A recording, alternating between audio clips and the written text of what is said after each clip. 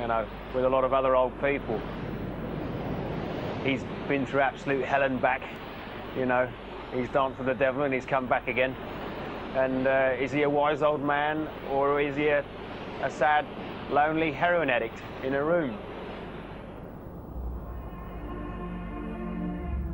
In 1934, Crowley began a libel case against a writer who described him as a black magician. He was desperate for money and believed he might be awarded damages. Examples of Crowley's pornographic poetry were read out in court, and then the wife of Raoul Loveday, the young man who died in the Abbey of Thelema, gave evidence of Crowley's depravity. The judge was appalled, saying that in 40 years of justice, he had never heard of such wickedness. Crowley lost the case and ended up bankrupt. But even after such a humiliating defeat, his extraordinary magnetism was undiminished. After a court case that Crowley loses, a young woman called Deirdre McKellum comes up to him and says, "I want to have your child," basically. And Crowley agrees, and they go off together, and they perform a ritual to have a magical son, a sort of a magical heir for Crowley. And they perform various rituals, and they do have this son, and his name is Aleister Crowley. Well, after he took me in his arms on the doorstep, that beastly lodging which had lace curtains in the window, I don't know where it was now, he said, "I want you and I want your child." Well, I wanted a child, and I just started from then. And then he came round and saw me off, and he had to give up drugs, pretty well give up drugs for 3 months, because he couldn't conceive very easily. Well, I suppose I conceived. He did the other thing, but... That was the only child who, in the everyday concept, I think he really loved, whom he wanted to see have a future. It wasn't until the end of his life that I really think he came into contact with the kind of love most men would have wanted. Perhaps for the first time, Crowley was beginning to question what his life had really amounted to. Have I ever done anything of value, or am I a mere trifler, existing by a series of shifts of one kind or another, a wastrel, a coward, a man of straw? I can find no answer whatsoever, the obvious verdict being guilty every time. From an early age, Crowley had been obsessed with sex. He came to believe that it was the key to magical fulfillment. So when he wrote in his diary, "Weak erection," he knew that the end was near. There was no tears pouring down A.C.'s face whatsoever. We talked the whole day before, and the whole next day that he died, until he went into a coma, which he did very quietly. And then the day after, when he did die, there was this strange thing that happened again with the curtains. Very still day, and the curtains blew out across the room, and there was a great peal of thunder, which was, I think, the gods greeting him.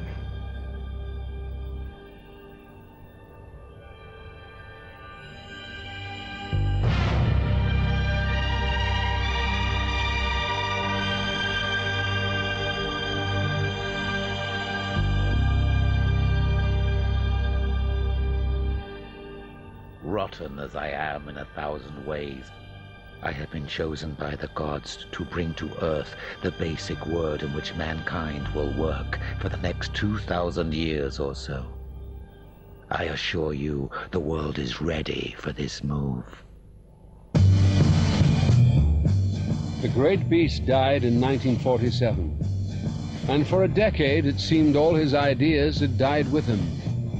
But then his do what thou wilt philosophy found a new home with a generation that was experimenting with free love, drugs, and alternative beliefs. Crowley had pushed the same boundaries 40 years earlier.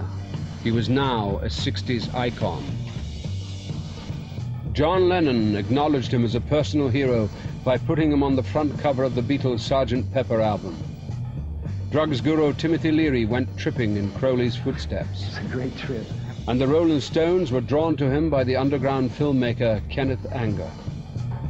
The stones found Kenneth Anger, who in turn introduced them to the world of Aleister Crowley, which at least for a time seemed, heaven sent's probably the wrong word, but certainly seemed to suit the direction they were heading, which was unquestionably infernal.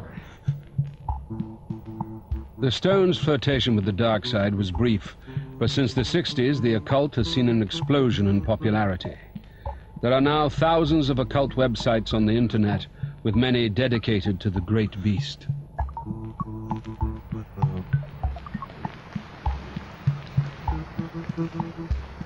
For devotees of Crowley, it's possible to certainly see a lot of the things he predicted, prophesied, as having come to pass. Certainly Christianity's grip over what we can and can't say, what we can and can't think, what we can and can't do, is diminishing. Today, Crowley's followers believe that he was a true prophet because he foresaw a society that has now embraced ideas of sexual and spiritual freedom. Others are not so sure. I think today modern occultism sees a very watered-down version of Crowley.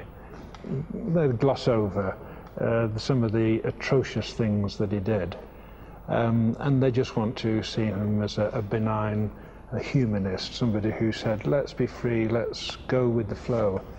And it is to deny an awful lot of evilness that happened in his practices. We should be open and honest about Aleister Crowley. Crowley may have done some extreme things in his life, but was he truly evil?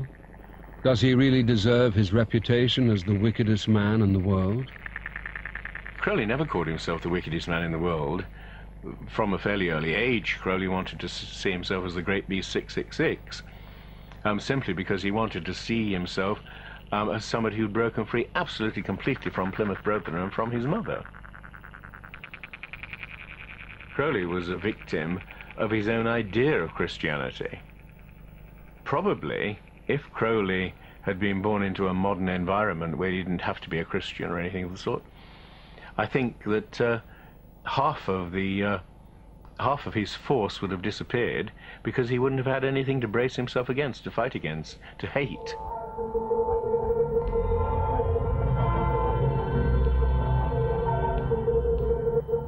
Aleister Crowley's life was spent affirming his freedom. It began in defiance of his family, Victorian morality, and the Christian Church. But the desire to exert his own free will became an obsession and a license to live his life to outrageous extremes.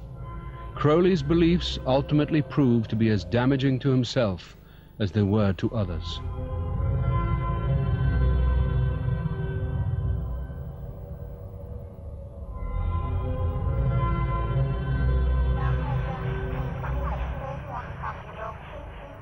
He didn't seem to understand that a philosophy of do exactly what you want doesn't really work for 99% of people.